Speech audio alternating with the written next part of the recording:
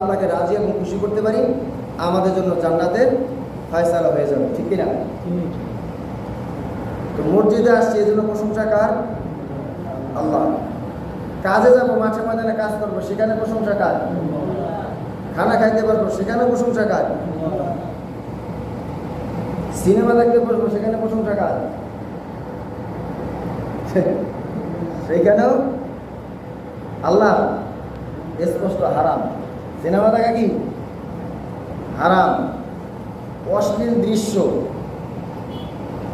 যা দেখার কারণে আমার হৃদয়ের নূর কমে যায়,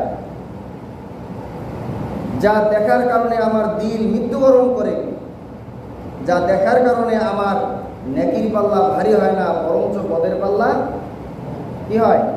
ভারী হয়। আমরা সকলে বুঝি না?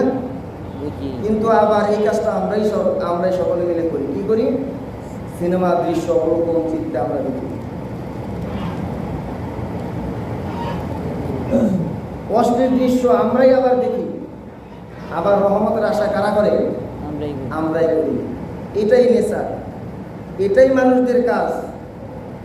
কিন্তু সবচেয়ে বড় ব্যক্তি হচ্ছে তিনি, যিনি এটা বোঝা সত্ত্বে, বোঝার পরে তাওবার মাধ্যমে সেই কাজ থেকে বিরত থাকতে পারবে, সেই হচ্ছে কি উত্তম ব্যক্তি। তাহলে কেউ বলতে পারবেন না ও একদম নষ্ট হয়ে গেছে গা। আর এটা তো মানুষের কাজই, এটা গুনার দিকে ধাবিত হবে। নষ্ট হওয়া থেকে আশরাফুল মাখলুকাত, সৃষ্টির শ্রেষ্ঠ, কুনতুম খায়রা উম্মাত, উত্তম জাতি তিনি হতে পারবেন, উত্তম ব্যক্তি তিনি হতে পারবেন, যিনি তওবার মাধ্যমে সেই কাজটা থেকে বিরত থেকে আল্লাহ এবং আল্লাহর রসুলের দিকে ধাবিত হবে। এজন্য প্রশংসা আমাদের জায়গা মতন করতে হবে, বুঝে শুনে করতে হবে। আল্লাহ রাব্বুল আলামিন বলেন, লাইন শাকারতুম লাযীদান্নাকুম ওয়া লাইন কাফারতুম ইন্না আযাবি লাশাদীদ। বান্দা যদি আমার প্রশংসা, আমার নিয়ামত পাওয়ার পরে আমি রবের কৃতজ্ঞতা আদায় করে, আমার নিয়ামতের শুকরিয়া আদায় করে, তাহলে আমি বান্দার প্রতি আমার নিয়ামতকে আরো বৃদ্ধি করে দেব। সুবহানাল্লাহ। এবং সঙ্গে সঙ্গে ইন্না আযাবি লাশাদীদ, কঠিন আযাবের শাস্তির কথা শোনানো হয়েছে। সেটার কারণ কি? আল্লাহ পাক বলতেছেন, যদি কোনো বান্দা আমার নিয়ামত পাওয়ার পরে সেই নিয়ামতের না শুকরিয়া আদায় করে, শুকরিয়া আদায় না করে, প্রশংসা না করে, তাহলে আমি আল্লাহ রাব্বুল আলামিন ওই বান্দার থেকে আমার ওই নিয়ামতকে উত্তোলন করে দেব, নিয়ামত ছিনাই নেব। শুধু নিয়ামত ছিনাই নেব না, বরঞ্চ ওই বান্দাকে নিয়ামতের নাশকরি করার জন্য বান্দাকে ইন্না আযাবি লাশাদীদ, কঠিন শাস্তির মুখোমুখি করা হবে। তাহলে আমরা যদি আমাদের হায়াত যদি 80 বছর 90 বছর হয়, সেই জন্মের পর থেকে যদি সিজদায় পড়ে দেখি আমাদের যে নিয়ামত আল্লাহ পাক দিয়েছেন, সেই নিয়ামতের শুকরিয়া আদায় করা সম্ভব? তারপরও আমরা কি করি? সংসার করি, তারপর আমরা দুনিয়ার কাজকর্ম করি কিনা? তার মধ্যেই যদি আমরা আল্লাহর আনুগত্য করতে পারি, তাহলে আল্লাহ পাক আমাদেরকে নাজাত দিবেন। আল্লাহ পাক, আমরা যদি চতুর্দিকে নজর দিই, নিয়ামতের কোনো কমতি নাই। কত নিয়ামত, সমস্ত নিয়ামতের কথা বাদ, একটা নিয়ামতের বর্ণনা শুরু করে দিয়ে আল্লাহ পাক বলছে, বান্দা তুমি চতুর্দিকে চেয়ে দেখো, তোমার কত নিয়ামত আমি দিয়েছি। সেই নিয়ামত দূরের কথা, একটি নিয়ামতের যদি গণনা করতে শুরু করো, সেটা নিয়ামতের সেটার পর্যায় গুণে শেষ করতে পারবা না। আল্লাহ রাব্বুল আলামিন বলেন, ওয়া ইন তাউদ্দু নি'মাতাল্লাহি লা তুহসুহা। আল্লাহ পাক বলেন, যদি তোমরা আল্লাহর নিয়ামতসমূহকে গণনা করতে থাকো, তাহলে তা গণনা করে তার শেষ পাবে না। আল্লাহর নিয়ামত যদি গণনা শুরু করি, গণনা করে শেষ করতে পারবো না।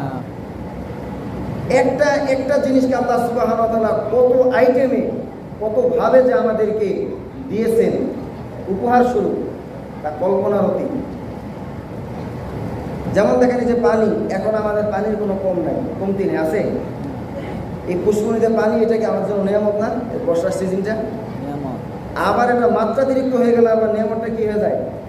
গজবে রূপান্তরিত হয়ে যায়। কিন্তু এই পানি যদি এখন না আসতো, এই যে সোনালি আঁশ দেশের পাট, এইগুলো আমরা কোথায় চাক দিতাম, কোথায় ধুইতাম?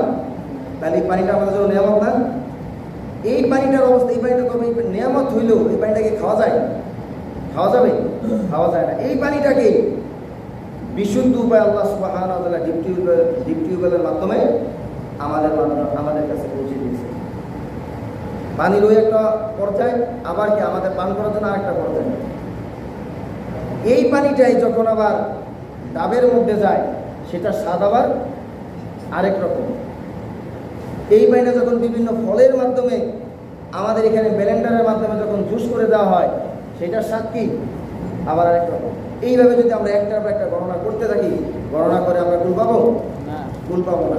সুতরাং সকল অবস্থায় আমরা যা করি না কেন, তার সমস্ত কিছুর কেন্দ্রবিন্দু কার খুশি হতে হবে? আল্লাহ। যদি এটা করতে পারি, তাহলে আমাদের কি বলছেন, লা ইন শাকারতুম লা আযীদান্নাকুম।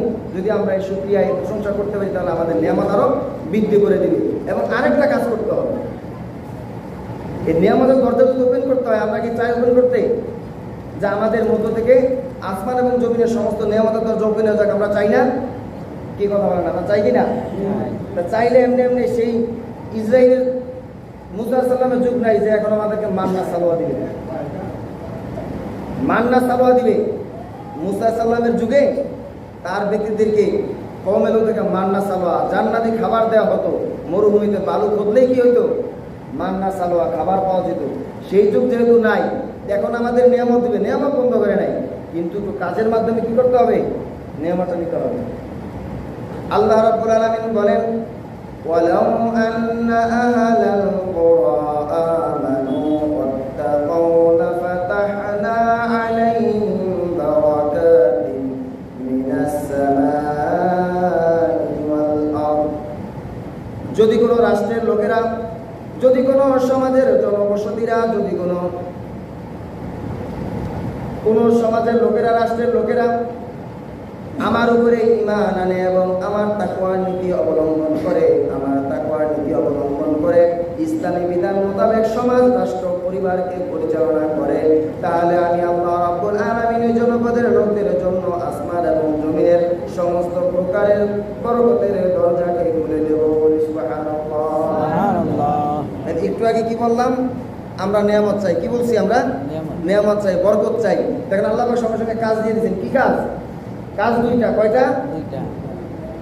ওয়ালাউ আন্না আহলাল কুরা আমানু ওয়াত্তাকাউ। আমানু, কার ঈমান আনতে হবে?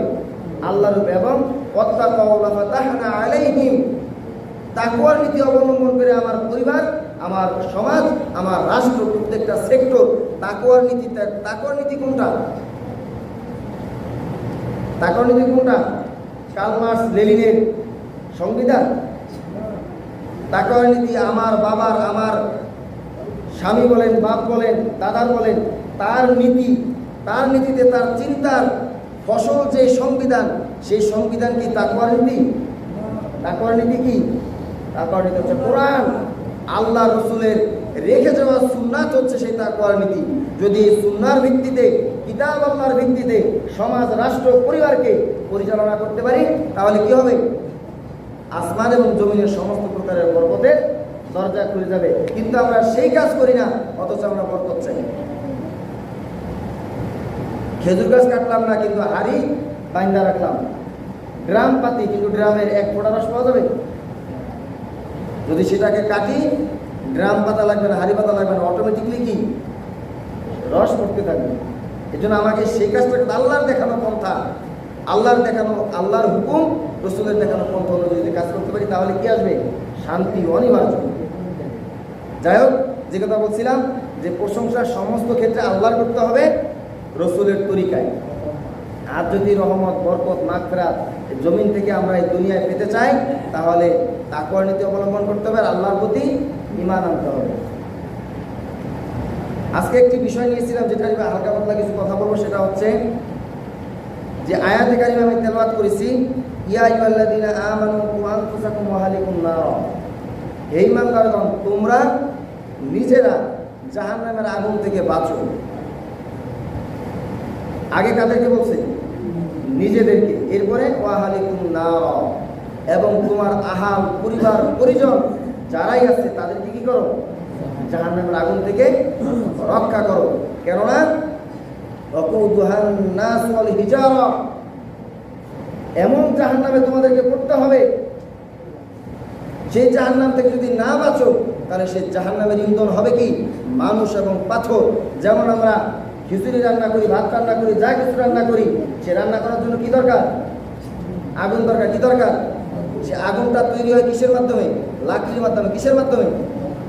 লাকড়ির মাধ্যমে। জাহান্নামের খড়ি হবে পাথর আর জাহান্নামী মানুষরা। নাউযুবিল্লাহি মিন যালিক। তাহলে সেই ভয়াবহ আযাব থেকে আমরা নিজেদেরকে রক্ষা করতে চাই না? যদি চাই আমরা কি